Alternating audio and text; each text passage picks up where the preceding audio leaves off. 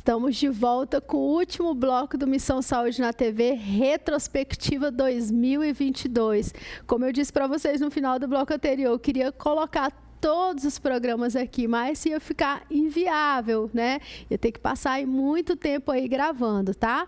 E aí, nós temos alguns programas, né, que a gente foi selecionando ali. E um deles é a respeito do refluxo gastroesofágico, que foi com o doutor Carleno Costa. Um programa riquíssimo. Pode rodar. Para quem não me conhece, meu nome é Carleno Costa, tá? Eu sou cirurgião do aparelho digestivo, endoscopista digestivo, atuo na cidade de Marabá, tá? E esse tema é um tema muito abordado na atualidade, principalmente nossos pacientes aí, a queixa é muito comum, tá? E a gente trouxe aqui para a população umas informações a mais sobre essa doença aí que acomete aí muitos brasileiros aí, viu? Eu já queria que o senhor falasse um pouquinho da anatomia, né? Desse aí uma introdução para as pessoas começarem a entrar no tema, né? Então, sim, fique à vontade. Bem, primeiramente, para a gente entender o que é uma doença do refluxo gastroesofágico, a gente precisa entender um pouco da anatomia do órgão, tá? E o esôfago, né? Para quem não sabe, ele é um órgão que vem da boca, tá? Ele é um tubo, um órgão que é em formato de tubo, que vem da boca, como vocês podem ver de ilustração colocada aí. Temos a boca, né, a face do paciente, depois vem esse tubo vermelho que liga a boca, a cavidade oral, até o nosso estômago, onde vai receber os alimentos já um pouco processados pela mastigação, né? Nós sabemos que o sistema digestivo ele começa na boca através da mastigação, da saliva, que é rica em várias enzimas, que começa o processo ali da digestão. E depois esse alimento triturado pelos dentes e envolvido com esse suco de saliva, ele desce pelo esôfago, por esse órgão, e vai lá para o estômago para continuar o processamento do alimento para servir aí de nutrientes para a gente captar aí pelo intestino. Então, mais uma imagem mostrando a boca, né, os dentes, e esse tubo que comunica a cavidade oral até o estômago. Nessa imagem, a gente já consegue também observar uma hérniazinha de hiato, que depois eu vou falar um pouco mais sobre isso, que é uma das causas da doença do refluxo gastroesofágico. Tá? Você consegue perceber ali um pedacinho do estômago que está adentrando para dentro da cavidade torácica, que não era para ele estar ali naquela região. Então, ele está ali num local que não era para ele estar, né? E isso aí acaba provocando volta do alimento, volta de conteúdo ácido, que acaba ferindo ali a mucosa do esôfago, que é a camada que reveste o nosso órgão, esse tubo que eu acabei de explicar. Doutor, e quais os fatores que levam assim a ter essa doença? Porque às vezes as pessoas ficam se perguntando, né? O que foi que aconteceu? O que eu fiz de errado, né? Para que isso acontecesse? Ou o que eu estou fazendo de errado, né? Isso. Como eu falei no início, ela pode acometer todas as idades, tá? Então, existem diversos fatores que podem levar à doença do refluxo gastroesofágico. Alguns fatores que já podem vir acompanhados com aquela pessoa, fatores genéticos, por exemplo, a pessoa nasce com algumas situações que favorecem ela a desenvolver a doença do refluxo, tá? Ou fatores externos, que são aqueles que ao longo da vida a pessoa vai adquirindo aquele hábito e pode levar a ter essa doença do refluxo prolongamente, tá? Falando um pouco de pacientes mais jovens, adolescentes, crianças e um pouco mais jovens, no adulto mais jovem, tá? Esses pacientes, principalmente adolescentes e crianças, é muito comum crianças sindrômicas, às vezes, apresentarem doença do refluxo. Pacientes com doenças neurológicas, aqueles pacientes sindrômicos, pacientes neurológicos. Por quê? Existe nele um desarranjo ali no seu processo de deglutição, no seu processo de movimentação neurológica ali das células musculares de contratura do esôfago. E às vezes essas crianças nascem também com alterações ali do esfíncter esofágico, que é uma válvula que fica no finalzinho do órgão que ela tem um movimento de contração para que quando você come e está cheio de alimento e ácido, esse ácido não retorne para o órgão de uma maneira exagerada e não cause lesões que vão proporcionar aí a virar uma doença do refluxo. Tá? Então, isso é muito comum. Já, inclusive, na nossa prática clínica, já pegamos pacientes adolescentes, como você falou, a vida toda, o pai, a mãe, vômitos frequentes, arrotos, dores no peito, tá? A criança tem esse processo de refluxo desde a adolescência. Já pegamos muitos pacientes sindrômicos também, tá?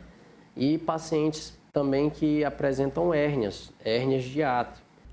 Viram aí como foi muito importante, gente, muito rico esse programa, com muitas imagens, muito bacana. Dr. Carleno Costa, um excelente profissional que esteve conosco aí nesse ano de 2022 que passou. E eu já queria aí fazer aí, como se fosse assim, a deixa, né? Que é com o Dr. Luiz de Costa, que é irmão do Dr. Carleno, né? Que nós gravamos aí a respeito das vesículas biliares, cálculo de vesículas biliares e suas complicações, que também foi excelente. Pode rodar. Tudo bem, meu nome é Luiz, né? Eu já estou aqui em Marabá, vai completar em dezembro agora 1 ano. A minha trajetória aí de formação em cirurgia geral, cirurgia do aparelho digestivo, endoscopia digestiva, né, em Campinas, na Unicamp. E eu retornei então em dezembro aí para compor aqui a equipe de cirurgia do aparelho digestivo, né, na Gastroclínica e Centro de Cirurgia de Gastrocirurgia Avançada de Marabá. Eu já queria que o senhor que a gente começasse aqui o nosso bate-papo, o senhor explicando onde fica a vesícula, né? E o que são esses cálculos biliares, né? Que às vezes as pessoas conhecem por outros nomes, né? Então eu gostaria que o senhor já começasse aí explicando. Perfeito. Eu trouxe até uma imagem, se puder colocar aqui na tela, mais ou menos a topografia, a localização da vesícula. Então a gente observa que nós temos aqui o corpo humano, como se fosse um raio-x, né, mostrando o esqueleto, mostrando na região do hipocôndrio direito, bem na parte superior do abdômen, o fígado, né? E um pouquinho abaixo do fígado repousa, né, a vesícula biliar e toda a via biliar. Então é mais ou menos nessa localização, importantíssima, porque isso vai ser crucial na avaliação. Quando se o paciente tem algum tipo de doença nessa localização, vai se refletir normalmente aqui, certo? Existe outra imagem aí, né? A segunda imagem, então, mostra um pouquinho mais ampliado, né? A região do fígado, né? E ele está conectado, né? A parte verdinha, a via biliar, e aqui a nossa vesícula biliar, né? Então, é essa a localização dela, tá? Ela é importante porque ela armazena um líquido que é produzido no fígado, chamado bile, né? E essa bile é importante aí para dissolver a gordura que a gente come, né, na nossa alimentação, tá? E eu vou poder explicar um pouquinho para vocês. Não, já depois. Até puxando esse gancho aí, né, dessa questão da gordura, porque tem pessoas que acham que podem ficar comendo gordura porque ainda tem vesícula, né? Assim, não, eu posso comer a gordura à vontade, que não tem problema nenhum, porque minha vesícula está aqui. Exatamente. E quando retira, diz, não, agora eu não posso comer gordura nenhuma porque eu retirei a vesícula. Certo. Confere isso. Na verdade, assim, gordura em excesso, né, é prejudicial, né, para a saúde, né? Porque, assim, às vezes as pessoas estão, assim, já no processo de complicação, né? Elas não têm noção muito das coisas e aí elas já passaram já do efeito diagnóstico e já estão já nas complicações relacionadas aos cálculos biliares, né? Então, eu queria que o senhor falasse um pouquinho sobre isso. Eu acho que eu trouxe também uma imagem para ficar um pouco mais ilustrativo. Esse aqui é um desenho ilustrativo mostrando a vesícula biliar e vocês observam que existe um cálculo bem aqui, no ducto cístico, tá? Então, essa é a vesícula biliar, né? Normalmente, esse cálculo aqui obstrui o canal de saída da bile.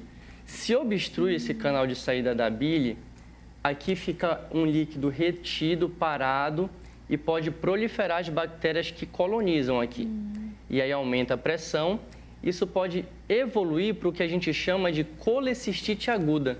né? Então, a colecistite aguda, a inflamação da vesícula biliar e infecção, ela é a principal complicação. E podem ter outras complicações, Exatamente. né? Tem mais alguma outra complicação que chega para vocês? Essa aqui é a mais gritante, a mais comum. Poderia deixar aquela mesma imagem aqui para continuar o cálculozinho, né?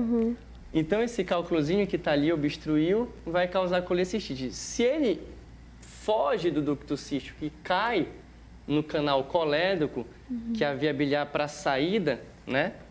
Você tem aí, então, uma obstrução do colédoco, que a gente chama de coledocolitíase obstrutiva, que também pode infeccionar, causando colangite. A colangite aguda também é uma causa de infecção importante, tanto da árvore biliar como do próprio fígado, porque vai subindo toda a infecção. E tem um sinal importante que logo chama atenção, que é justamente a icterícia, né? Então, esse paciente fica amarelado, com os olhos amarelados, toda essa esclera fica bem amarelada, certo? Isso aí é chamativo, ele logo procura atendimento. Viram aí como o programa foi muito bacana sobre os cálculos da vesícula biliar, muito legal. Tirei muitas dúvidas de vocês aqui no programa. Foi assim magnífico, muito legal. Muito obrigada, doutor Luiz de Costa. E olha só, para fechar com chave de ouro essa retrospectiva, não podia ser outro tema, gente. Mas esse tema foi extremamente importante. Eu quase não deixo a doutora Lília, que é a psicóloga, sair daqui, que é a felicidade no século XXI. Pode rodar. Bom, meu nome é Lilian, eu sou psicóloga há um pouco mais de 10 anos, né? E eu vim aqui parar em Marabá, na minha opinião, como um presente. Na verdade, eu e a minha família, de 2015 até 2020, nós vivemos fora daqui, vivemos no Peru. E aí, quando a gente regressou para o Brasil, veio a grata surpresa, né, de que a gente ia morar aqui em Marabá. Então, nesses 2 anos que nós estamos aqui, eu tenho gostado bastante. Eu, além de psicóloga, eu sou neuropsicóloga. Eu tive o privilégio também de formar lá no Rio de Janeiro, no Instituto de Medicina e Reabilitação. Então, foi assim, a minha trajetória para chegar nessa profissão, eu vejo assim como um presente, sabe? Em todos os sentidos, porque uma das coisas que eu mais gosto é ajudar as pessoas a se conhecerem. Até que ponto a autoestima influencia nessa questão da felicidade? Gente, a autoestima, ela influencia demais. Por quê? Porque quando você escuta falar sobre autoestima, assim, geralmente qual é a primeira coisa que vem na nossa cabeça? Beleza. Estética, né? O exterior, né? É algo muito nesse Exatamente. sentido, né? E muitos dessa geração pensam nisso. Não que a gente não deva cuidar da nossa aparência, isso é muito importante, porque o que diz respeito à nossa autoestima também tem a ver com a nossa autoimagem, que é o quanto a gente gosta de quem nós somos. E às vezes quando eu estou trabalhando com meus pacientes no consultório sobre isso, eu até comento com eles uma coisa que é o seguinte, a maioria de nós conhece a história da Branca de Neve, né? E a gente até fala, a história da Branca de Neve. Agora, no original, a história não é sobre a Branca de Neve, a história é sobre a rainha. E aí, o que eu acho interessante nessa história é que, enquanto o espelho, né, estava falando para a rainha que ela era linda... Gente, eu vi isso essa semana em algum lugar. Eu me deparei com isso e eu achei muito interessante. O espelho estava falando, a rainha perguntava, né? Espelho, espelho meu, existe alguém mais bonito que eu? O espelho falava, não, você é linda. A rainha era só rainha, estava super em paz com o marido, com o reino, com a enteada. Tudo ok, né? Tudo estava ok. Tudo favorável. Tudo favorável, né? E aí, quando o espelho falou, não, tem alguém que é mais bonita que você, acabou, né? A rainha virou uma madrasta má, né? Não era nem só uma madrasta. O marido mandou matar, a enteada mandou perseguir e o reino virou uma desordem total. Né?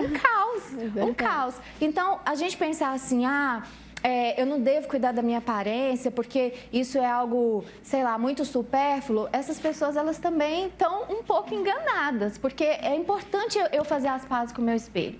E quanto a gente continuar esperando as coisas das pessoas, tipo assim, eu trato as pessoas bem, eu quero que elas me tratem do jeito que eu trato elas. Gente, não, cada pessoa é de um jeito. Exatamente. Não dá para me potencializar, para me colocar minhas expectativas no outro. Isso não quer dizer também, né, doutora, não sei se é isso mesmo, que ela não me ame, que ela não goste de mim. Isso não quer dizer, ela ama da forma dela, entendeu? Agora, não, é só amar, é abraçar, um exemplo, né? Assim, amar é estar todos os dias falando eu te amo, eu te amo, eu te amo. Não, nem sempre aquela pessoa visualiza dessa forma, né? Exatamente. E eu acho que é isso também que traz muitas frustrações, muitos problemas. Exatamente. E aí, essa pesquisa, ela estava falando uma coisa que vai muito com isso que você está falando, que é o seguinte: quando uma pessoa faz uma coisa que a gente gosta, uma demonstração de amor, né, que a gente se sente feliz, o que acontece? A área do nosso cérebro que se ativa é a área que vai produzir a dopamina. A dopamina, a gente poderia dizer que é isso, né? É o neurotransmissor responsável por fazer a gente se sentir bem. Aí, a gente fica naquela dependência. Então, se não fizer, eu não vou ser feliz? E o que essa ciência mostrou? Que quando eu vou lá e faço por mim esse autorreforçamento, sei lá, eu fiz uma coisa muito legal no meu trabalho, até seria justo eu receber um elogio, mas eu não recebi. Eu vou lá e eu me falo, caramba, hoje você arrasou, você fez muito bem o seu trabalho. Ou então você fala assim, gente, eu mereço uma gratificação. Ninguém me deu, mas eu vou lá, vou comprar, né? A mulher gosta muito disso. Vou me permitir, vou fazer isso. Ou então vou comer uma coisa, sabe? Eu vou lá, vou sozinha, eu no restaurante. A gente tem que gostar da nossa companhia. E o que a ciência diz? Olha que fantástico, que a mesma área cerebral e a mesma quantidade de dopamina é produzido quando eu faço isso por mim e quando alguém faz isso por mim, na mesma quantidade. Olha que interessante. Então a gente não precisa ter desculpa para falar assim, né, eu não sou feliz, não sou amada, não sou amado, porque se você se amar, pode ter certeza, você vai ser feliz. Viram aí como foi muito bacana falar de felicidade, gente? Tudo que todo ser humano quer é essa busca pela felicidade. Alguns até de forma desenfreada, né? Pulando aí algumas etapas, mas é sempre procurando a felicidade, né? Então, por isso aí que a gente falou muito do que é de fato essa felicidade, né? E a importância de se procurar essa felicidade da maneira correta. Então, foi um programa muito bacana. Muitíssimo obrigada, doutora Lília, por ter participado aqui conosco, tirado tantas dúvidas e deixado a sua mensagem, a sua marca aqui no programa, né? E eu já gostaria, gente, de me despedir, né, desse programa tão bacana que foi essa retrospectiva 2022, né? Que Deus possa, assim, de uma forma grandiosa, abençoar a sua vida, a vida da sua família, né? E que esse ano de 2023 seja um ano, assim, maravilhoso, de sonhos e projetos realizados na sua vida, né? E eu, assim, agradeço a TV Kairos por esse apoio, né, tão importante que essa parceria tão importante que tivemos aí durante todos esses anos, né, não só 2022, né, apesar da retrospectiva ser desse ano. Então, muitíssimo obrigada à minha família, né, aos colaboradores aqui que estão conosco em todas as gravações, ao Albert. Então, assim, muito obrigado a cada um de vocês. E não percam, tá? Não percam o programa Missão Saúde na TV, que sempre é feito com muito carinho, com muita dedicação para você.